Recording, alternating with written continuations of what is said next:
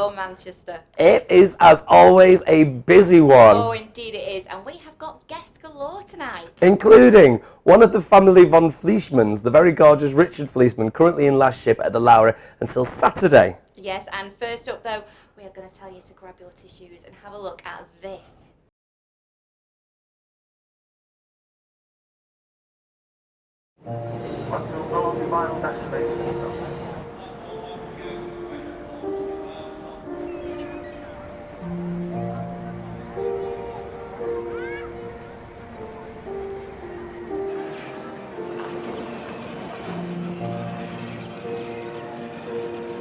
Oh, no money.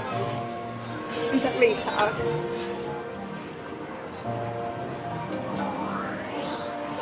That retard's my brother.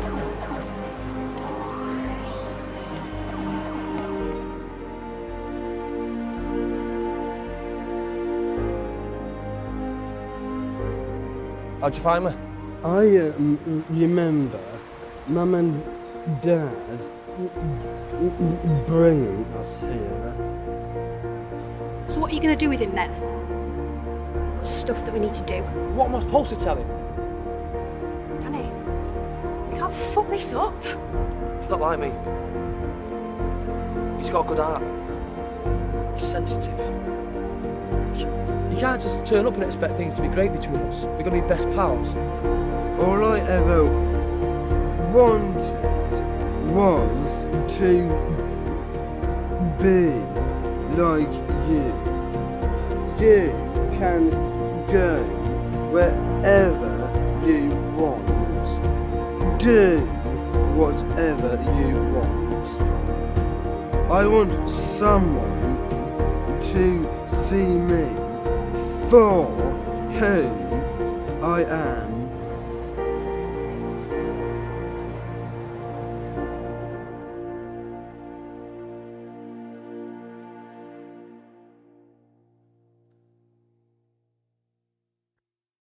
Well, please welcome Chris Faith and Natalie Kennedy and Mia Moore. Hello. How are you all? It's such a wonderful little film. Cheers, I love it. Cheers. It's really got heart and passion and everything, hasn't it? What was the idea behind it?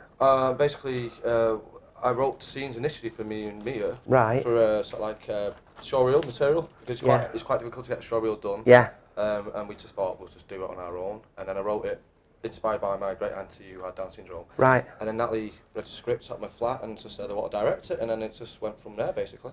The direction of it as well, though, the way it's, just even from the trailer, it's so beautifully coloured. Yeah. Was that naturally in Blackpool, all them colours? Or did you have to do a bit of tinkering? We did a little bit of tinkering. Right. Yeah, we wanted to take the child sort of view of Blackpool and really make it dazzling and bring it to life because it's Tommy's perspective. Yeah. And did you get a lot of people kind of thinking, well, you know, what they're doing this film crew and, you know, out and about in Blackpool? Absolutely. Yeah, we were running Yeah, we around did. like maniacs, Yeah. weren't we? Lots of people coming out, yeah. Yeah, everywhere, like thinking, what are they doing? Are they like, oh, is it BBC? No. Nope. We're better. We never get that problem, do we? I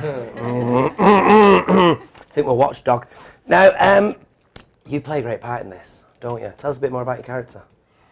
Shell she's a bit rebellious. She is, isn't she, to say the least? She is. She comes from a good home, Yeah. but I think she gets addicted to the chaos and the destruction of being in love with Danny, and I think she just gets carried away with it. But deep down, she does love him. Because there's a great few lines, even just in the trailer. In there, I mean, it's gorgeous. Yeah, I think with a trailer, especially for a short film, you've got to pack a punch. And we need, I mean, it's quite a sophisticated script when it comes to all layers of the love triangle, so to speak. But we need to kind of like get the connection in like a couple of minutes. That's what you need to do to get to sell the story, but not give too much away. Yeah, show the heart Yeah. basically in a short period of time. Yeah, now, well, the film's done. We've seen the trailer as well. What are the plans for it going forward? Are you going to be taking it to some festivals? Oh, Natalie. Yeah, it's already been screened in about, nearly 20 festivals around the world. It's had a number of wins. Awards, yeah. And we're still putting it in festivals. Not as many now because it's kind of reaching the end of the festival circuit. Next will be kind of online TV channels, video on demand, things like that. Probably just TV distribution to a small level, just to show it really more than anything. And how does it feel to get that recognition? recognition, from peers, if you're showing it at festivals and getting such great responses? Oh, it's great. I mean, everybody that was involved put a lot of hard work into it. There's a lot of Great talent team. involved in this film, and we really worked very well together to make sure that came to life. So it's really nice to see that people have enjoyed watching it as well, and it's hit a nerve with the emotional side of it. And the guy that plays your brother, absolutely amazing. Yeah, we have to give credit to Chris Cronin for this one because he gave me the number regarding Tommy. Yeah. Right. Yeah. Chris Cronin's a legendary director, young director around the Manchester parts. He does his own great stuff. Up and coming sort yeah. of, future talent. It's brilliant. And we was just looking for an actor with Down syndrome, and we got the information, and basically he's got Down syndrome. We wanted a part for a guy with Down syndrome, but Tommy Jessup is out and out amazing. Brilliant. It's not about his Down syndrome, it's about his talent. Yeah. And his talent, whether you're disabled or not, his talent is second to none. He beats most of the people out there. And I think that's a lot more important for a lot of casting directors. Yeah. Yeah. He knew Isn't it? everybody else's life. Yeah. Really? Yeah. He knew mine when I was like, oh. And You he's should won try two that. Best Actor awards for it now. He's won Best Actor twice for it. Right. I do think you're absolutely right, and it's cracking to see more people with Down syndrome get these chances. Coronation Street, recently, they had their first Down syndrome actor, Yes. and he was absolutely cracking. Well, it's interesting because A Touch of Frost, I think, did 20 years ago with a Down syndrome actor who was amazing, and he was a part inspiration for Tommy. And ironically, he was actually called Billy, and then the guy in Touch of Frost was actually called Billy. So it's kind of subconsciously written.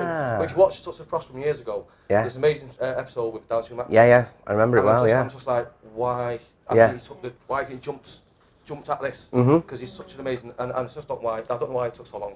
Yeah. Because it doesn't have to be about disability. That's No. not what. No. our Talent. film It's about is. talent. Yeah. It's about great dramatic storylines. It is the Getting story, right yeah. person apart. I have to say it's fantastic. Well, thank you very much. Unfortunately, we've run out of time on this now. So once again, where can we see this in the future? People want to find it? It will be it's still screening at festivals Yeah. around Manchester and beyond, and it will be having an online release in the near future once the festival run's done. Fab. Excellent, because people need to see this one. Absolutely. Really, they really do need to see this one. Very much so. Definitely. He loves it. Brilliant, thank you. Right, I can see a lady perched on a beanbag, which obviously could only mean one thing. Crazy Hayley. Here we go with a bit of soap corner time. Hi, I'm Hayley and welcome to Soap Corner. Now today I want to start off by talking about Emmerdale because recently transgender actor Ash joined the cast as Matty. Now Matty entered with a huge bang after Kane thought he was an intruder and punched him. The first trans actor to play a regular trans character in a soap is my friend Annie, of course, who plays Sally in Hollyoaks. Now she joined the soap in 2015. Riley went into EastEnders as Kyle Slater a little bit later that year, but sadly Kyle wasn't to last in the square. But Sally is still going strong in Oaks. Now, of course, no one will ever forget Julie's excellent portrayal of Hayley in Coronation Street. Hayley was, of course, the first transgender character in a soap, arriving on the cobbles back in 1998. Gosh, that was a long time ago now. Feels like yesterday though when you just say 1998. Now, soaps have been breaking down society barriers for years, and there's a reason why I'm wearing purple today, as you can see, because this weekend is Sparkle Weekend in Manchester, and trans people still sadly face a lot of stigma. So if you're free, do pop down to the gay village, show your support. It's free, and I promise you, it's a lot of fun. So I'll catch you soon. Bye!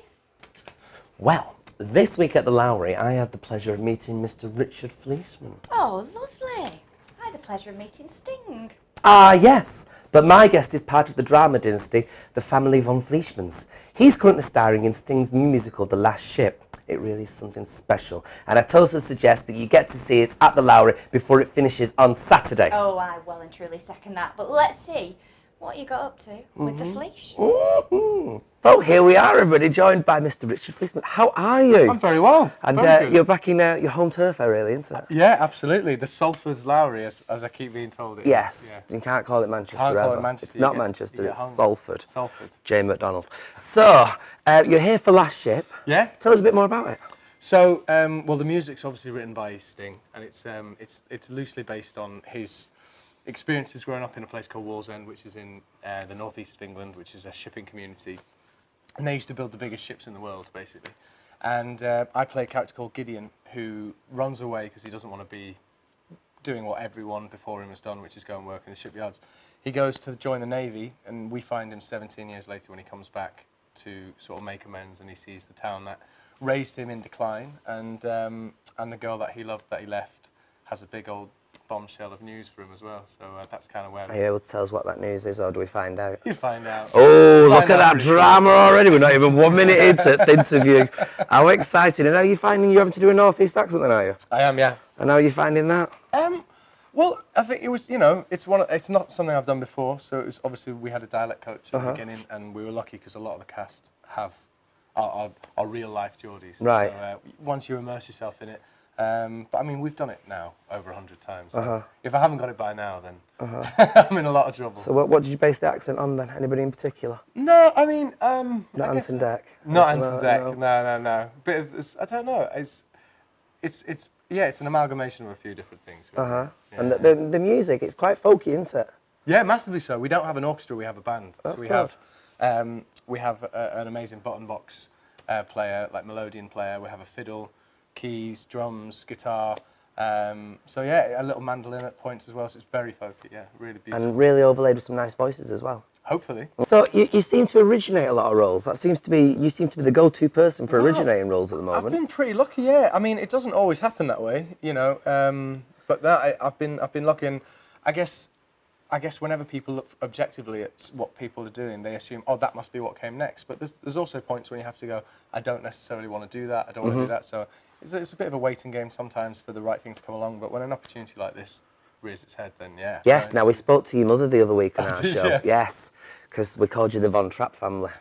Because everybody in your family seems to be doing something entertaining, don't they? Yeah, Your absolutely. sister's just been finishing, is it Narcissist in the... So Rosie wrote a play and starred in it. It's a one-woman show.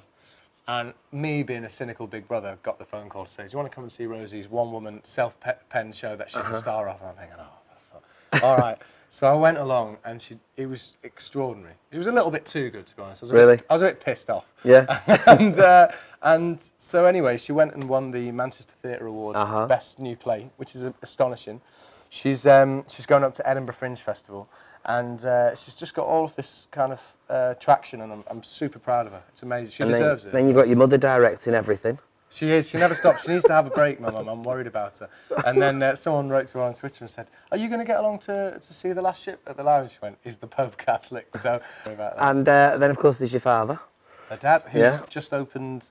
So last week, The Last Ship was in York. Yeah. And we were at the Theatre Royal, and my dad was just down the road at they've built the Globe Theatre outside. Yeah. So he was opening on the same night as me in York doing Romeo and Juliet. So it all goes on, doesn't it? It's all going on.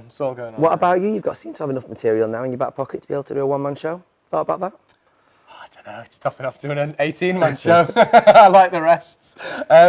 Who knows? I don't know. It's I take my hat off to anyone who can do that, especially when it's your little sister. I mean, I don't know how she's done it. It's remarkable. If you get a chance, go and see it. If you get a chance, go and see it. If you're in Edinburgh, go and see it. It's fantastic. It's for the Fringe, isn't it? I vouch for it. Yeah, it's really good. Narcissist in the Mirror. It's going to be sensationally wonderful. So what's next for you after this then? I'm doing a show called Company in the West End. Yeah. Sometimes. Yeah. Yeah. Oh. So they've Marianne Elliott, who directed Warhorse, was here last week. So she's amazing director, and she's just won the Tony Award for Angels in America, which was on Broadway.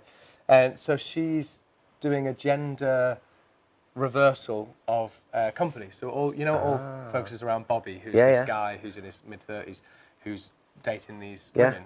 Well, she's made the guy girl, so it's Bobby with an IE. Right. And that's going to be played by Rosie Craig, who's fantastic. Yeah. And then she has these 3 boyfriends, and I play one of them. Are you one of them? So which song do you get to sing then? So You Could Drive a Person Crazy, do you know that one? Yeah. And Barcelona, do you know that Yeah. Yeah. So. Drive a Person Crazy is a good one. Yeah. It's non-stop. Yeah. Isn't it? So you're very, very busy.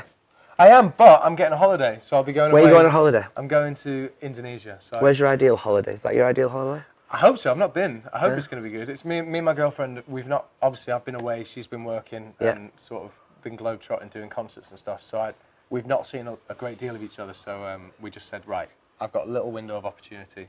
We're going to fly off and just have 3 weeks. Lovely. Which leads me to my next and final point. Pictures on Twitter. Yes. Will there be more pictures on Twitter with you without your shirt on? I have been asked to ask. Well, actually, I have to take my shirt off for the next role. So, so there will be, unfortunately. So there we go. This is not unfortunate, honestly. Yeah. That was the one we asked a few weeks ago. Asked questions that for right? you. Yeah. And that was the one question. Oh, well, there you go. So, yes, the answer will be yes. There we go. See? There we go. Right, well, thank you very much for your time. I won't take any more because you know that you're quite busy and looking fantastic. You smell gorgeous. What aftershave Thank you you very wearing, much. please? Joe Malone. Joe Malone. There you are. There you go. Smells like Tony. Right, thank you very much. Cheers. Shabba. Well, that's it for this week. On Tuesday, we've got our Jeffrey, and he's bringing us some makeup tips in this very studio. And also, we meet the cast of Once Upon a Year in Blackpool and the cast of Out. Oh, so much going on. So until then, thanks for watching. Your Manchester.